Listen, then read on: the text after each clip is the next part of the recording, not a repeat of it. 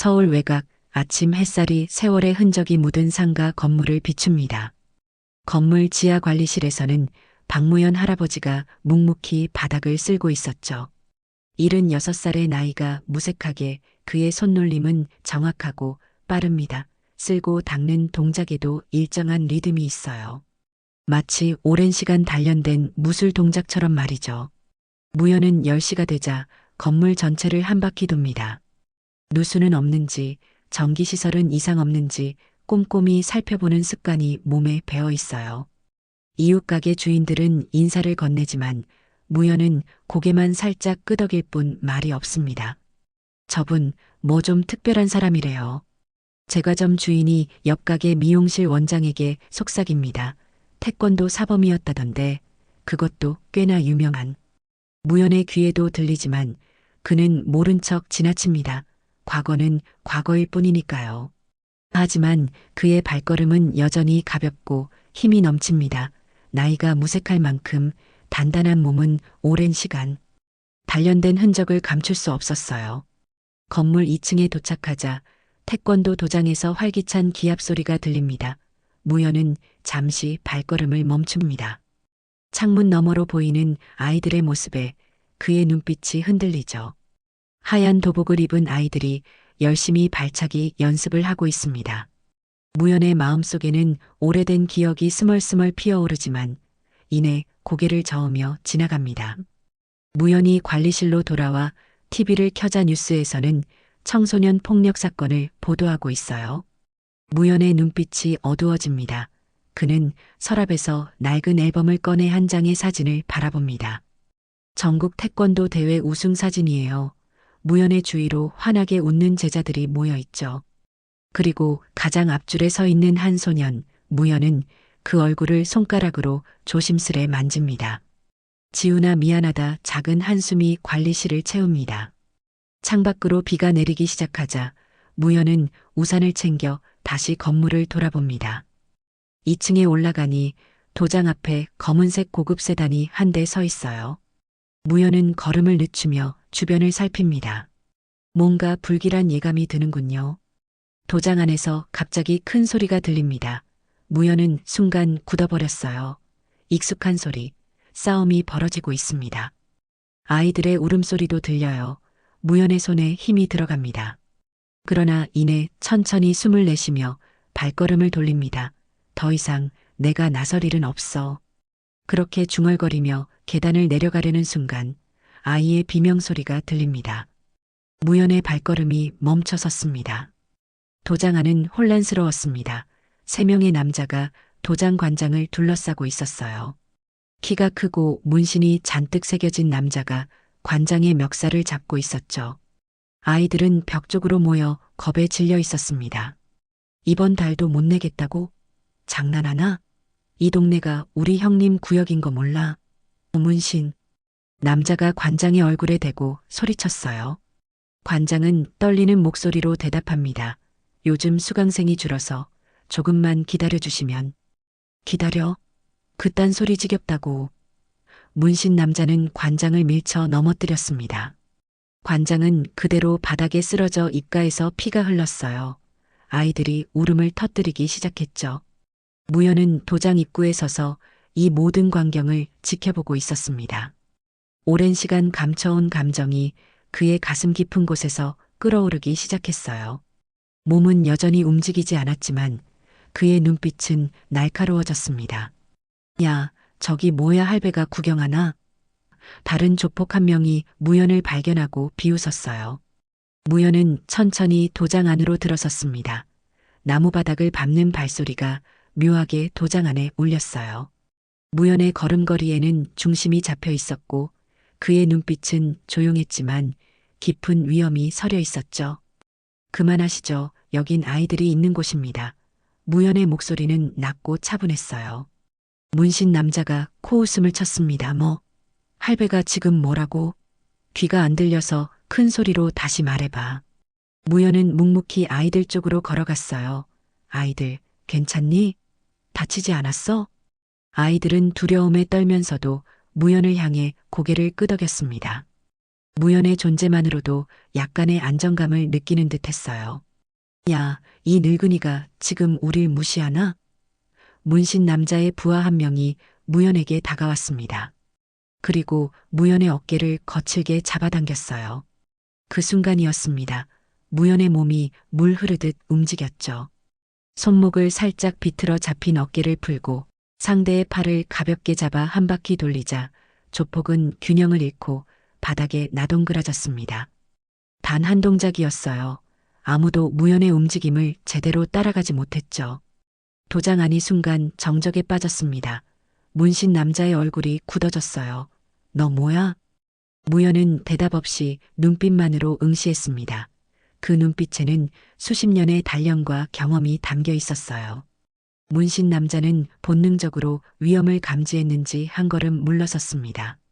오늘은 여기까지다. 다음에 와서 제대로 처리할 테니까.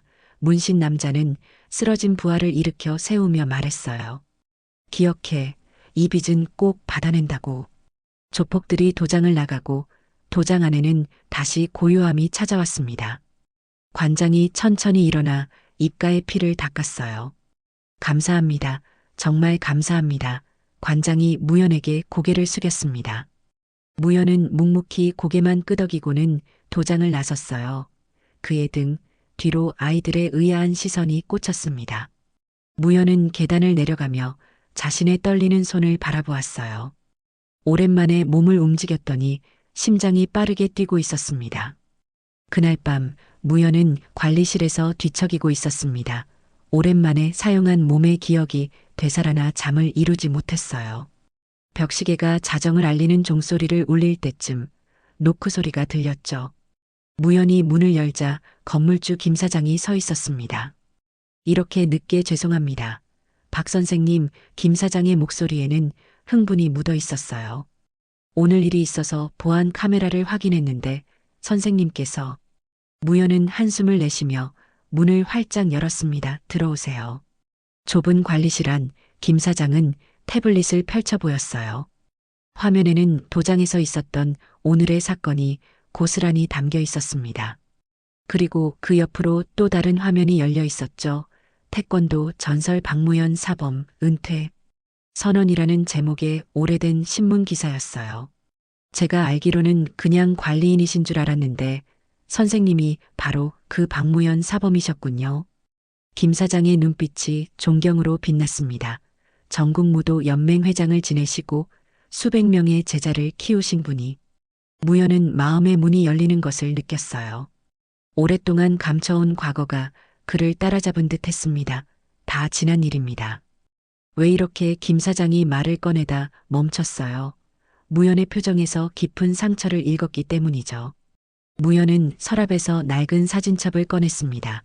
그 안에는 수많은 대회 사진과 제자들과의 추억이 담겨 있었어요. 마지막 페이지에는 한 젊은 남자의 사진이 있었습니다. 병원 침대에 누워있는 모습이었죠. 제 제자였습니다. 이름은 강지훈. 무연의 목소리가 떨렸어요. 전국 대회 결승전이었죠. 제가 그에게 무리한 기술을 가르쳤습니다. 승리에 집착한 나머지. 무연은 잠시 말을 멈추고 숨을 골랐습니다. 오랜 시간 묻어둔 아픔이 다시 솟아오르는 듯 했어요. 그 아이는 상대방의 몸통 돌려차기를 피하다가 균형을 잃고 넘어졌습니다. 목이 꺾이는 소리가 지금도 귓가에 생생해요. 무연의 눈에 눈물이 맺혔습니다. 의사는 다시 걷기 힘들 거라 했죠. 모든 것이 제 책임이었습니다. 그 후로 도복을 벗었어요. 도장도 정리하고 모든 것에서 손을 뗐습니다. 김 사장은 말없이 무연의 어깨를 토닥였어요. 둘 사이에 침묵이 흘렀습니다. 그 제자분은 지금 김 사장이 조심스레 물었어요. 다른 나라로 떠났습니다. 재활 치료를 받으러. 무연은 고개를 저었어요. 연락이 끊긴 지 오래됐죠. 아마 저를 원망하고 있을 겁니다. 밤이 깊어가는 가운데 무연의 마음속에서는 오랜 시간 굳게 닫혀있던 문이 조금씩 열리고 있었어요. 오늘 도장에서의 일이 그를 다시 깨운 것일까요? 이틀 후 무연은 평소처럼 건물 청소를 하고 있었습니다. 그때 밖에서 검은색 차량 여러 대가 건물 앞에 멈췄어요. 문신 남자와 함께 더 많은 조폭들이 내렸습니다. 그들 중에는 키가 크고 날카로운 눈매를 가진 중년 남자가 있었어요. 무연은 그들이 도장으로 향하는 것을 보았습니다. 심장이 빠르게 뛰기 시작했어요. 무연은 청소도구를 내려놓고 천천히 관리실로 향했습니다. 서랍을 열자 오래전 접어둔 하얀 도복이 보였죠. 무연의 손이 잠시 떨렸습니다. 그러나 이내 결심한 듯 도복을 꺼내 들었어요. 이번만이다. 무연은 중얼거렸습니다. 도장 안은 이미 아수라장이 되어 있었습니다. 조폭들이 아이들과 관장을 한쪽 구석으로 몰아넣고 위협하고 있었어요. 문신 남자 옆에 선 중년 남자가 담배를 피우며 관장을 내려다보고 있었죠. 이 구역 보호비를 몇 달째 미루는 건 용납 못해. 게다가 우리 형제들한테 손까지 댔다며. 중년 남자의 목소리는 부드러웠지만 위협적이었어요. 오늘은 확실한 교훈을 주러 왔어. 관장이 고개를 숙인 채 떨고 있었습니다. 아이들은 울음을 참으며 서로를 붙잡고 있었어요. 한 아이가 용기를 내어 말했습니다. 우리 관장님 괴롭히지 마세요. 중년 남자가 웃음을 터뜨렸죠. 오호, 꼬맹이가 용감하네. 태권도를 배웠으니 싸울 줄도 알겠군. 한번 붙어볼래? 문이 열리는 소리가 들렸습니다. 모두의 시선이 문 쪽으로 향했어요. 하얀 도복을 입은 무연이 천천히 도장 안으로 들어섰습니다. 낡은 도복이었지만 그의 몸에 걸쳐진 검은색 띠는 여전히 위험이 넘쳤어요. 무연의 얼굴에는 더 이상 주저함이 없었습니다. 아이들을 놓아주시오. 무연의 목소리는 조용했지만 도장 안을 울릴 만큼 힘이 있었어요. 중년 남자가 담배를 바닥에 비벼 끄며 무연을 바라보았습니다. 방금 전 할배가 뭐라고 했지? 잘 안 들리는데. 아이들과 관장을 놓아주시오. 그리고 다시는 이곳에 오지 마시오. 무연은 한 걸음 더 다가섰어요. 문신 남자가 중년 남자의 귓가에 속삭였습니다. 형님, 저분이 지난번에. 알아들었어. 중년 남자가 고개를 끄덕이며 무연을 꼼꼼히 살폈어요. 당신이 그 유명한 태권도 사범이라는 소문이 있던데 어디 한번 보자고. 중년 남자는 손가락을 튕겼고 4명의 조폭이 무연을 향해 달려들었습니다. 무연은 그저 호흡을 가다듬는 것처럼 천천히 숨을 들이마셨어요. 몸의 중심을 낮추고 두 손을 앞으로 내밀었죠. 첫 번째 조폭이 주먹을 휘둘렀습니다. 무연의 몸이 물 흐르듯 옆으로 비켜섰어요. 주먹은 허공을 갈랐고 무연의 손바닥이 조폭의 가슴을 가볍게 밀었습니다. 그 가벼운 한 손이 조폭을 뒤로 날려버렸어요. 두 번째와 세 번째 조폭이 동시에 달려들었습니다. 무연은 마치 몸이 공기처럼 가벼워진 듯 했어요. 한 사람의 팔을 잡아 다른 사람에게 부딪히게 했고 두 사람은 서로 얽혀 바닥에 쓰러졌습니다. 마지막 조폭이 뒤에서 무연을 덮치려 했어요. 무연은 눈도 돌리지 않고 한 발을 뒤로 찼습니다. 정확하게 조폭의 복부를 가격했죠. 그는 숨이 끊긴 채 바닥에 쓰러졌습니다. 도장 안이 다시 고요해졌어요. 단 10초도 지나지 않은 시간이었지만 4명의 조폭이 모두 바닥에 쓰러져 있었습니다. 무연은 숨이 약간 가빠졌지만 그의 자세는 여전히 흔들림이 없었어요. 중년 남자의 눈이 커졌습니다. 역시 소문대로군. 무연이 말했어요. 더 이상 폭력은 없었으면 합니다. 특히 아이들 앞에서는. 중년 남자는 잠시 침묵했습니다. 그의 눈에 복잡한 감정이 스쳐 지나갔어요. 알았네. 오늘은 여기까지 하지만 이게 끝은 아니야. 조폭들이 쓰러진 동료들을 일으켜 도장을 빠져나갔습니다. 중년 남자는 나가기 전 마지막으로 무연을 돌아보았어요. 자네 이름이? 박무연입니다. 그는 담담하게 대답했어요. 기억해두겠네. 박무연. 중년 남자는 의미심장한 미소를 지으며 도장을 나갔습니다. 조폭들이 떠나자 아이들이 환호성을 지르며 무연에게 달려왔어요. 할아버지 정말 멋있어요. 어떻게 그렇게 싸울 수 있어요? 무연의 굳어있던 표정이 조금씩 풀어졌습니다. 그는 아이들의 머리를 쓰다듬었어요. 싸움이 아니란다. 자신을 지키는 거지. 관장이 무연에게 다가와 깊이 고개를 숙였습니다. 정말 감사합니다. 선생님께서 도와주지 않으셨다면. 무연은 괜찮다는 듯 손을 저었어요. 그는 도장을 둘러보았습니다. 오래전 자신이 가르치던 시절이 떠올랐죠. 그때의 열정, 그리고 그 후의 상처. 그날 저녁, 무연은 관리실에 앉아 자신의 손을 내려다보고 있었습니다. 오랜만에 몸을 제대로 움직여서인지 근육이 뻐근했어요. 하지만 어딘가 가벼워진 느낌이었죠. 마치 오랫동안 지고 있던 무거운 짐을 내려놓은 것처럼 말입니다. 문을 두드리는 소리가 들렸어요. 무연히 문을 열자 관장과 몇몇 학부모들이 서 있었습니다. 그들의 표정은 진지했죠. 선생님, 잠시 이야기 좀 나눌 수 있을까요? 관장이 말했어요. 무연은 그들을 관리실로 초대했습니다. 좁은 공간에 여러 사람이 앉아 갑갑했지만 그들의 눈빛에서 무언가 중요한 이야기가 있음을 직감했어요. 오늘 일이 있고 나서 생각해 봤습니다. 관장이 입을 열었어요. 저는 솔직히 태권도의 정신보다는 사업으로만 도장을 운영해 왔어요. 오늘 선생님의 모습을 보고 진정한 무도인의 자세가 무엇인지 깨달았습니다. 학부모 한 명이 말을 이었습니다. 우리 아이들이 그저 발차기만 배우는 게 아니라 진정한 정신과 마음가짐을 배웠으면 해요. 선생님께서 아이들을 가르쳐 주실 수 있으신지. 무연은 놀라움을 감추지 못했어요. 오랫동안 자신을 괴롭혀온 과거의 기억, 그리고 그로 인한 트라우마가 마음속에서 소용돌이쳤습니다. 저는 더 이상 가르칠 자격이 없습니다. 무연이 힘없이 말했어요. 제 실수로 제자가 큰 부상을 입었어요. 그 아이의 꿈을 망쳐버렸죠. 방 안이 고요해졌습니다. 학부모들은 서로 눈빛을 교환했어요. 관장이 천천히 말했습니다. 실수는 누구나 합니다. 중요한 건 그 후에 어떻게 행동하느냐죠. 내 무연은 고개를 떨구었어요. 그 후에 저는 도복을 벗고 도망쳤습니다. 책임을 지는 대신에요. 하지만 오늘은 달랐잖아요. 한 학부모가 말했습니다.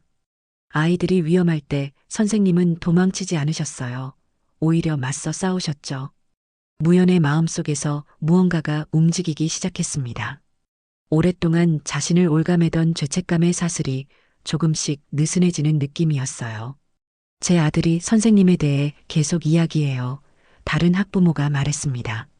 할아버지가 어떻게 나쁜 사람들을 물리쳤는지 정말 멋있었다고요. 우리 아이에게 그런 분이 선생님이 되어주셨으면 좋겠어요. 무연은 창밖을 바라보았어요. 저녁 노을이 건물 사이로 붉게 물들고 있었습니다. 그는 오래전 자신의 도장에서 제자들을 가르치던 시절을 떠올렸어요. 그때의 행복했던 시간들, 그리고 한순간의 실수로 모든 것이 무너진 그 순간까지. 시간이 필요합니다. 무연히 마침내 입을 열었어요.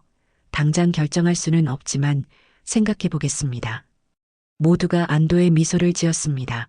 그들은 더 이상 무연을 압박하지 않았어요. 충분히 이해한다는 듯 고개를 끄덕이며 자리에서 일어났죠. 그들이 떠나고 난 후 무연은 서랍에서 낡은 사진첩을 다시 꺼냈습니다. 마지막 페이지에 있는 병원 침대에 제자 지훈이 찍힌 사진을 바라보았어요. 무연의 눈에 눈물이 맺혔습니다. 지훈아, 내가 용서해 줄 수 있을까? 무연의 속삭임이 빈 방에 흩어졌어요.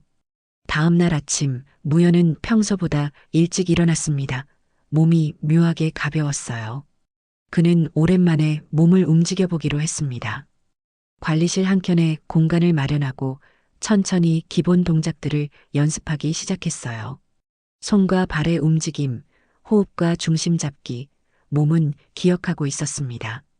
10년이 넘는 세월이 지났지만 그의 근육은 여전히 태권도의 기억을 간직하고 있었어요. 1시간 동안 기본기를 연습한 후 무연은 땀을 닦으며 창밖을 바라보았습니다. 건물 앞에 경찰차가 서 있었어요. 무연은 얼른 옷을 갈아입고 밖으로 나갔습니다. 경찰은 어제 있었던 일에 대해 조사하고 있었어요. 관장이 무연을 가리키며 무슨 말인가를 하고 있었죠. 경찰관이 무연에게 다가왔습니다. 박무연 씨 맞으신가요? 어제 있었던 일에 대해 말씀 좀 나눌 수 있을까요? 무연은 경찰관과 함께 도장으로 올라갔습니다. 도장 안에는 벌써 아이들이 모여 있었어요. 그들은 무연을 보자 반갑게 손을 흔들었죠. 그래서 어제 4명의 남성을 제압하셨다고요? 경찰관이 메모를 하며 물었습니다. 다치신 곳은 없으신가요? 무연은 고개를 저었어요. 괜찮습니다. 그들이 아이들을 위협했기에 어쩔 수 없었죠. CCTV를 확인해 보니 정당방위가 맞습니다. 경찰관이 말했습니다. 그런데 그들이 소속된 조직에 대한 정보가 있으신지요? 무연이 대답하려는 순간 한 아이가 달려와 그의 손을 잡았어요. 할아버지, 오늘 우리한테 태권도 가르쳐 주실 거예요? 무연은 잠시 당황했습니다. 그때 관장이 다가와 아이를 달랬어요. 경찰관님과 이야기 중이시니 조금만 기다리자. 경찰관은 미소를 지으며 메모장을 덮었습니다. 일단 기본 조사는 마쳤습니다. 더 필요한 것이 있으면 연락드리겠습니다. 그리고 경찰관이 목소리를 낮추었어요. 제가 어렸을 때 선생님 경기 영상을 봤었습니다. 정말 존경합니다. 무연은 몸둘 바를 모르고 가볍게 고개만 끄덕였어요. 경찰관이 떠나고 도장에는 다시 아이들의 웃음소리가 가득했습니다. 관장이 무연에게 다가왔어요. 어떻게 생각하셨나요? 어제 드린 제안에 대해. 무연은 도장을 둘러보았습니다. 아이들이 열심히 기본 동작을 연습하는 모습이 눈에 들어왔어요. 그 순수한 열정이 무연의 마음을 두드렸습니다. 일주일에 2번 기본기만 가르치는 정도라면 무연이 조심스럽게 말했어요. 관장의 얼굴에 환한 미소가 번졌습니다. 정말 감사합니다, 선생님. 소식은 빠르게 퍼졌어요. 그날 오후 무연은 하얀 도복을 입고 도장 앞에 섰습니다. 아이들이 호기심 가득한 눈으로 그를 바라보고 있었죠. 자, 오늘부터 여러분과 함께하게 된 박무연 선생님이십니다. 관장이 아이들에게 소개했어요. 선생님은 과거 전국무도 연맹회장을 지내신 분이시죠. 아이들의 눈이 동그래졌습니다. 무연은 약간 어색한 듯 고개를 숙여 인사했어요. 잘 부탁합니다. 수업이 시작되었습니다. 무연은 천천히 기본 자세부터 가르치기 시작했어요. 태권도는 화려한 발차기나 주먹보다 바른 자세와 마음가짐이 중요합니다. 무연의 가르침은 달랐어요. 아이들에게 기술보다 태권도의 정신을 먼저 강조했습니다. 예의와 인내, 그리고 절제의 중요성을 반복해서 이야기했죠. 아이들은 처음에는 지루해했지만 점차 무연의 깊은 가르침에 집중하기 시작했어요. 태권도는 싸움이 아닙니다. 자신을 지키고 약한 이를 보호하는 힘입니다. 무연의 목소리는 부드러웠지만 단호했어요. 수업이 끝날 무렵 한 아이가 손을 들었습니다. 선생님, 왜 이렇게 오랫동안 태권도를 가르치지 않으셨어요? 도장 안이 조용해졌어요. 관장이 난처한 표정으로 아이를 제지하려 했지만 무연이 손을 들어 괜찮다는 신호를 보냈습니다. 선생님은 실수를 했단다. 무연이 천천히 말했어요. 그리고 그 실수를 받아들이지 못하고 도망쳤지. 하지만 이제는 알게 되었어. 실수를 했다면 도망치는 것보다 바로잡는 것이 중요하다는 걸. 아이들은 무연의 솔직한 말에 진지하게 고개를 끄덕였습니다. 그들의 순수한 눈빛에서 무연은 희망을 보았어요. 수업이 끝나고 무연이 관리실로 돌아가려 할 때 한 여자아이가 다가왔습니다. 할아버지, 내일도 와주실 거죠? 무연은 몇 초간 말을 잇지 못했어요. 그의 눈에 잠시 눈물이 맺혔습니다. 그래, 내일도 올게. 관리실로 돌아온 무연은 창가에 서서 저녁 노을을 바라보았어요. 오늘 처음으로 10년 만에 다시 가르침의 기쁨을 느꼈습니다. 그리고 그것이 자신의 상처를 치유하는 첫걸음이 될 수 있다는 희망도 보았죠. 전화벨이 울렸습니다. 무연히 받자 건물주 김 사장의 목소리가 들렸어요. 선생님, 좋은 소식이 있습니다. 제가 오랫동안 찾고 있었는데 강지훈 씨를 찾았습니다. 무연의 손이 떨렸어요. 지훈이를? 네, 강지훈 씨를 찾았습니다. 김 사장의 목소리가 전화기 너머로 들려왔어요. 미국에서 재활 치료를 받고 있더군요. 지금은 걸을 수 있다고 합니다. 무연의 가슴이 뛰었습니다. 지훈이가 걷는다니. 그 소식만으로도 10년간의 무거운 짐이 조금 덜어지는 기분이었죠. 연락처를 알 수 있을까요? 무연의 목소리가 떨렸어요. 이메일 주소를 보내드렸습니다. 그리고 김 사장이 잠시 말을 멈췄습니다. 그분이 다음 주에 한국에 온다고 하더군요. 강연차 방문한대요. 무연은 전화를 끊고 한동안 멍하니 앉아 있었어요. 지훈이를 다시 만날 생각을 하니 두렵고 설레는 마음이 교차했습니다. 용서를 구할 기회가 생긴 것이죠. 다음 날 무연은 다시 도장에서 아이들을 가르쳤습니다. 이번에는 더 편안한 마음으로 수업에 임했어요. 아이들은 무연의 가르침에 열정적으로 반응했고 그의 오래된 태권도 이야기에 귀를 기울였습니다. 태권도는 몸과 마음을 함께 단련하는 무도입니다. 기술은 그 다음이에요. 무연이 말했죠. 수업 중에 한 아이가 물었습니다. 선생님, 가장 강한 사람은 어떤 사람인가요? 무연은 잠시 생각했어요. 가장 강한 사람은 자신의 약함을 인정할 수 있는 사람이란다. 그리고 실수를 했을 때 그것을 받아들이고 다시 일어설 수 있는 사람이지. 아이들은 진지하게 고개를 끄덕였어요. 무연의 말이 어렵게 느껴질 수도 있었지만 그들은 무연의 진심을 느끼는 듯 했습니다. 수업이 끝나고 무연은 관장과 차를 마시며 이야기를 나눴어요. 아이들이 선생님을 정말 좋아합니다. 벌써 다른 아이들에게도 소문이 퍼져서 수강 문의가 늘었어요. 무연은 미소를 지었습니다. 좋은 일이군요. 사실은 관장이 조심스럽게 말을 꺼냈어요. 이 도장을 선생님께 드리고 싶습니다. 저는 사업가일 뿐 진정한 태권도 사범은 아니에요. 선생님께서 이 도장을 이어받으시면 무연은 놀라움을 감추지 못했습니다. 그건 너무 갑작스러운 제안이네요. 천천히 생각해 보세요. 서두를 필요 없습니다. 관장이 말했어요. 일주일이 빠르게 지나갔습니다. 무연은 매일 도장에서 아이들을 가르치며 잃어버렸던 삶의 의미를 조금씩 되찾고 있었어요. 그리고 오늘은 바로 지훈이가 한국에 오는 날이었죠. 무연은 아침부터 마음이 불안했습니다. 지훈이에게 메일을 보냈지만 답장은 오지 않았어요. 그래도 지훈이의 강연 장소와 시간은 알고 있었죠. 무연은 마음을 단단히 먹고 강연장으로 향했습니다. 강연장은 사람들로 가득 찼어요. 장애를 넘어서 나의 재활 여정이라는 제목의 강연이 곧 시작된다는 안내방송이 나왔습니다. 무연은 뒷자리에 조용히 앉았어요. 심장이 빠르게 뛰었습니다. 마침내 강지훈이 무대에 등장했어요. 30살이 된 그는 지팡이를 짚고 있었지만 자신감 넘치는 모습이었습니다. 그의 얼굴에는 환한 미소가 있었어요. 안녕하세요. 여러분 지훈이 말했죠. 저는 강지훈입니다. 10년 전 태권도 전국대회 결승전에서 심각한 부상을 입었습니다. 의사들은 제가 다서 걷지 못할 거라고 했죠. 무연의 눈에 눈물이 고였어요. 지훈이의 말 한마디 한마디가 그의 가슴을 찔렀습니다. 하지만 저는 포기하지 않았어요. 미국으로 건너가 새로운 재활치료법을 시도했고 여러 번의 수술 끝에 다시 걸을 수 있게 되었습니다. 지훈이 계속 이야기했어요. 그리고 이 모든 과정에서 저를 지탱해 준 한 가지가 있었죠. 바로 제 스승님의 가르침이었습니다. 무연은 놀라움에 숨을 들이켰습니다. 지훈이의 표정에는 원망이 아닌 감사함이 묻어 있었어요. 저의 스승님은 항상 말씀하셨습니다.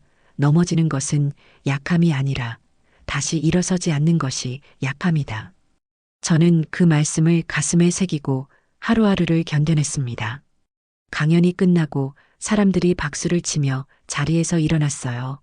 무연은 그대로 앉아 있었습니다. 눈물이 그의 볼을 타고 흘러내렸죠.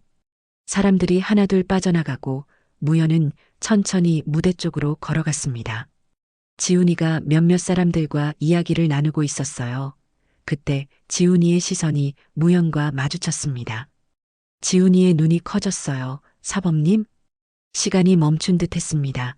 지훈이와 무연은 서로를 바라보며 한동안 아무 말도 하지 못했어요. 주변의 사람들은 이미 흩어지고 강연장은 조용해졌죠.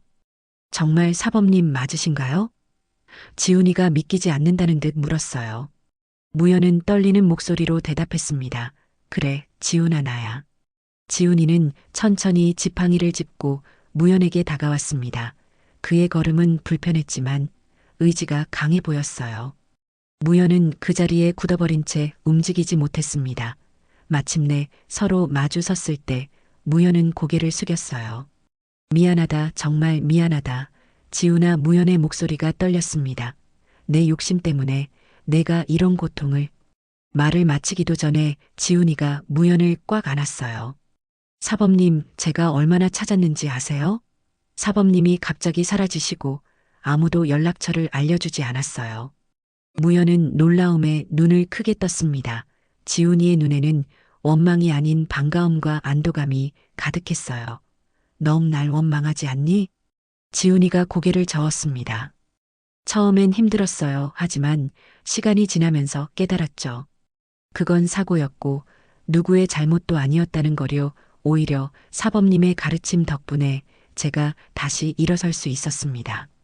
무연의 가슴에서 10년간 짊어져온 무거운 바위가 조금씩 굴러 떨어지는 듯 했어요. 나는 도망쳤다, 책임을 지지 못하고. 그건 사범님도 상처를 받으셨기 때문이죠. 지훈이가 이해한다는 눈빛으로 말했습니다.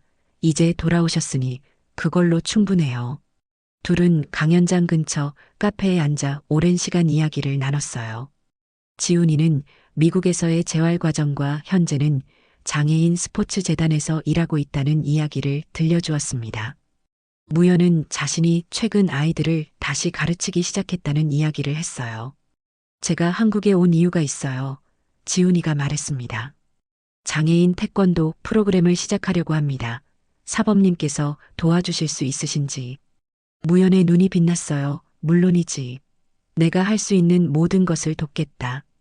다음 날 무연은 새로운 결심을 안고 도장에 나타났습니다. 도장 안에는 아이들뿐만 아니라 어제 강연장에서 만난 지훈이도 있었어요. 관장과 학부모들도 모여 있었죠. 여러분께 중요한 말씀을 드리려고 합니다. 무연이 모두 앞에 서서 말했어요. 이제 저는 도망치지 않겠습니다. 제 과거의 실수와 두려움을 직면하고 다시 한번 진정한 태권도의 정신을 가르치겠습니다. 박수 소리가 도장 안을 가득 채웠습니다. 지훈이가 무연의 옆에 섰어요. 저와 사범님은 함께 새로운 프로그램을 시작하려고 합니다. 장애가 있는 아이들도 태권도를 배울 수 있는 특별 수업이죠. 관장이 앞으로 나섰습니다. 그리고 저는 공식적으로 이 도장을 박무연 사범님께 드리고자 합니다. 진정한 태권도의 정신을 이어가실 분은 사범님뿐이니까요. 무연은 감격에 말을 잇지 못했어요. 그의 눈에서는 눈물이 흘렀습니다. 아이들이 달려와 무연을 둘러싸고 환호성을 질렀어요. 한 달 후 도장의 간판이 새롭게 바뀌었습니다. 무연 태권도 아카데미라는 이름 아래 모두를 위한 태권도라는 문구가 새겨져 있었어요. 도장 내부는 장애인 아이들을 위한 시설로 개조되었고 지훈이는 특별 강사로 주 3번 수업을 담당했습니다. 무연은 매일 아침 가장 먼저 도장에 도착해 바닥을 쓸고 창문을 열었어요. 그리고 도장 한쪽 벽에 새로 걸린 문구를 바라보았습니다. 도복은 벗어도 가르침은 끝나지 않는다. 박무연 사범. 어느 날 오후 수업이 끝나고 무연은 지훈이와 함께 도장 바닥에 앉아 차를 마시고 있었어요. 창문으로 비치는 노을빛이 도장 안을 따뜻하게 물들였습니다. 사범님, 행복하세요? 지훈이가 물었어요. 무연은 도장 안을 둘러보았습니다. 벽에 걸린 사진들, 아이들의 웃음소리가 아직도 귓가에 맴도는 듯했죠. 그리고 방금 전까지 땀을 흘리며 열심히 수련하던 장애 아동들의 모습이 떠올랐어요. 그래, 진정으로 행복하다. 무연이 미소 지으며 대답했습니다. 내가 도복을 벗었을 때는 모든 것이 끝난 줄 알았지 하지만 이제 알게 되었어. 진정한 가르침은 도복 안에 있는 것이 아니라 마음속에 있다는 것을. 밖에서 아이들의 웃음소리가 들려왔어요. 내일도 그 다음 날도 도장은 아이들의 기합 소리와 발차기 소리로 가득 찰 것입니다. 그리고 그곳에는 항상 하얀 도복을 입은 박무연 할아버지가 있을 거예요. 더 이상 과거의 상처에 갇혀 있지 않고 자신의 가르침을 통해 새로운 희망을 전하는 전설로 말이죠. 박무현은 이제 진정으로 도복을 다시 입었습니다. 아니, 어쩌면 그는 한 번도 진정으로 도복을 벗은 적이 없었는지도 모릅니다. 그의 정신과 가르침은 언제나 그 자리에 있었으니까요. 단지 다시 그것을 받아들일 용기가 필요했을 뿐이었어요.